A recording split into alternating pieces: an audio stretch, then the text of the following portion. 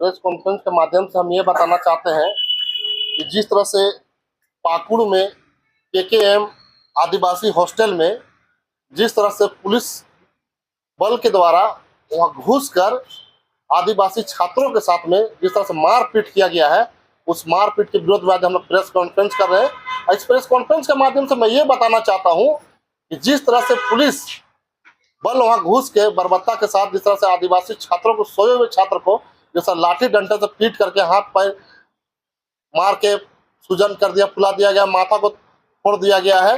इस तरह से जिस तरह से बर्बरता किया गया है, इसे हम लोग आदिवासी संगठन के लोग कतई बर्दाश्त नहीं करेंगे और माननीय मुख्यमंत्री हेमंत सोरेन से ये मांग करना चाहते हैं कि ये जो भी पुलिस अधिकारी उस घटना में अंजाम जो दिए इस घटना को, उस पर तत्काल कार्रवाई करे। अन्यथा अगर कार्रवाई नहीं करते हैं तो हम लोग उग्र आंदोलन करने को बाध्य होंगे। और मैं बताना चाहता हूं कि ये लंबे समय तक कार्रवाई करने के लिए समय नहीं देंगे। हम लोग मात्र 2 से 3 दिन के अंदर में ये डिमांड करते हैं कि ऐसी पुलिस अधिकारी को चिन्हित करके जिन्होंने इस तरह की घटना को अंजाम दिया है, घिनौना हरकत को, इस तरह का घटना को अंजाम दिया है, इससे पदाधिकारी को चिन्हित करके तुरंत के तुरंत तत्काल कार्रवाई करे।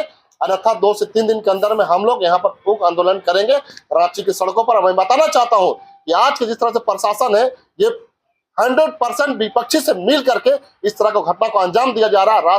राज्य की सरकार को बदनाम करने का जो षड्यंत्र रचा जा रहा है, इसके खिलाफ है। अभी आए दिन आपको देखा होगा जो बगल में जो मोराबादी में हमारे भाई बहन जिस तरह से सहायक पुलिस जो बैठे हुए हैं धरना पर, उनको भी बता देना चाहते हैं कि मोराबादी से लेकर मुख्यमंत्री आवास तक 6 से 7 बैरियर जो लगी हुई है, उस बैरियर को पार करना नामुमकिन होता है। उस बैरियर को देखिए इजिली आसानी मूड पर पार करके मुख्यमंत्री आवास तक पहुंच जाना, ये संकेत देता है कि पुलिस प्रशासन विपक्षी पार्टियों से मिली हुई है और मिली भगत होने के कारण आज आंदोलनकारी लोग आपका देखिए मुख्यमंत्री आवास तक पहुंच जा रहे हैं। और ये कहीं ना कहीं ये षड्यंत्र को यहाँ के मुख्यमंत्री को भी समझना होगा और जो गठबंधन में उसके राजनीतिक पार्टी उसको भी समझना होगा। अगर नहीं समझेंगे तो इसका भारी नुकसान झेलना पड़ेगा। आप क्या कहना चाहते हैं? सरकार हेमंत सोरेन की और पुलिस बीजेपी की है? एकदम मैं ही कहना चाहता हूँ, जिस तरह का आपका जो बात है सवाल उसको हम सहमत हूँ। और मैं ही कहना चाहूँ चिन्हित करना होगा, ऐसे पुलिस पदाधिकारी को चिन्हित करना होगा जो बीजेपी के इशारों से जो काम करती है और यहाँ राज्य की सरकार को अस्थिर करने का प्रयास कर रही है और यहाँ पर आंदोलन करने वाले व्यक्ति को खुली छूट दे करके राज्य सरकार को बदनाम करने का प्रयास किया जा रहा है। भाजपा के नेता तो कह रहे हैं कि हेमंत सोरेन पुलिस है उनके द्वारा मारा गया, तो पुलिस किसकी है? हेमंत सोरेन की? देखिए आपको बता देना चाहते हैं, शायद आपको जानकारी होगा भी, जब रघुवर दास की जब सरकार जब यहाँ थी तो आदिवासी हॉस्टल में जो आपका नगरा टोली का आदिवासी हॉस्टल में, आदिवासी महिला हॉस्टल में और पुरुष हॉस्टल में भी घुस करके जिस तरह से मारा पीटा गया था, हमें उस दिन याद है। आज भी जो पुलिस जिस तरह से काम कर रही थी कि अगर जो छात्रों को हाथ पैर तोड़ दिया गया था, महिलाओं के साथ भी घसीट के मारा पीटा गया था और उसको जेल में भेजने का काम किया गया था। ये तमाम हम लोग आज भी नहीं भूले हैं। आज वही पुलिस प्रशासन आज इस तरह का घटना को अंजाम दिया जा रहा है। सरकार चेंज होती रहती है लेकिन पुलिस प्रशासन 10 कतः वही है और उसका रवैया आज भी चेंज नहीं है। आज का प्रेस वार्ता में आप सरकार को चेताना चाह रहे हैं या फिर भाजपा को बदनाम करने की एक केवल ये जो तथाकथित आपके प्रेस वार्ता रहा? मैं साफ तौर से कहना चाहता हूँ जो वर्तमान में जो सरकार है उसे चेताना भी चाहते हैं कि आप समझ जाए, अन्यथा आदिवासी संगठन उग्र होकर आंदोलन करेगी। इसलिए मैं कहना चाहता हूं कि इस तरह का जो घटना को अंजाम दिया जा रहा है, कहीं ना कहीं आदिवासी आहत हो रही है, मरम्मत हो रही है, आदिवासी को नुकसान हो रहा है और इसका भुगतना राज्य सरकार को पड़ेगा। इसलिए मैं साफ तौर से समझाना भी चाहता हूँ, चेतावनी भी देना चाहता हूँ कि आप इसको समझे और समय रहते इसको घटना को जिस तरह का अंजाम हुआ है उस अंजाम को जांच कराए और जो भी दोषी हुआ है उसे कड़ी से कड़ी उस पर कार्रवाई करनी होनी चाहिए। 2 से 3 दिन का वक्त दिए हैं, अगर इस दौरान अगर पुलिस अधिकारियों पर कार्रवाई नहीं, मैंने बताया कि अगर इस तरह से कानूनी कार्रवाई अगर जिस तरह के पुलिस प्रशासन के ऊपर में अगर जो किए इस घटना को अंजाम अगर नहीं होती है तो हम लोग उग्र आंदोलन रांची पर करेंगे और हो सकता है इसको लेकर के पूरे झारखंड में भी हम लोग बंद करने का आह्वान करेंगे। भाजपा तो यह भी कह रही है कि सबसे पहले तो बीजेपी के अपने गिरिबान में झांक के देखना चाहिए। क्या पाकुड़ में बांग्लादेशी जब से झारखंड की सरकार बनी तभी से घुसपैठ हो रही है?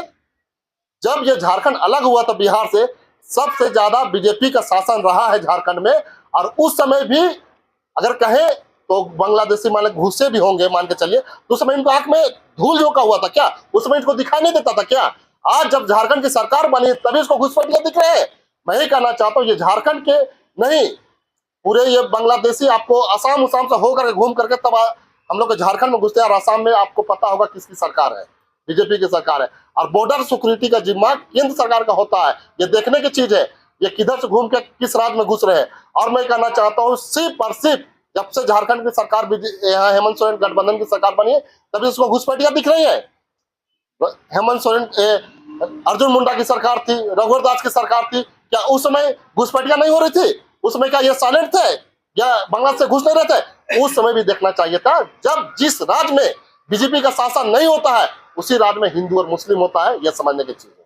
जो केंद्रीय देखिए आपको बात बता दे रहे हैं, आपका जो आरोप है ये पीछ पहुंचने वाला, इसको थोड़ा सा बैलेंस रखिएगा। ये कहीं से अचुचित नहीं है। जो काम सरकार करेगी अच्छा उसका हम लोग वाहवाही करेंगे।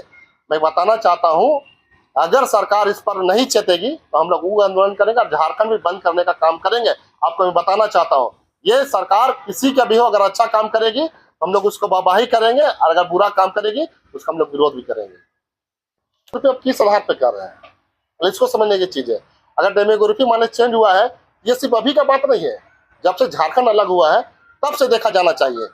सिर्फ अभी हेमंत सोरेन के कार्यकाल में आप देखिएगा तो बहुत सारा चीज हुआ भी है, वो चीज नहीं हुआ है, वो चीज होने वाला भी है। तो इस तरह का मामला जो होता है डेमोग्राफी चेंज होने का, ये जब से झारखंड अलग हुआ 2001 हुआ उस समय से आप देखिए कि सरकार सबसे ज्यादा सरकार किसकी रही है झारखंड में, इसको समझने की चीज है। सबसे पहला चीज यहाँ पर जो केंद्रीय सर्वे समिति है बहुत सारे हैं, लेकिन मेरा मानना है कि घटती आबादी का मान्य है, बाहरी आबादी का यहाँ स्थापित होना और यहाँ के लोगों को बाहर पलायन होना, जो कि मुख्य कारण है बेरोजगारी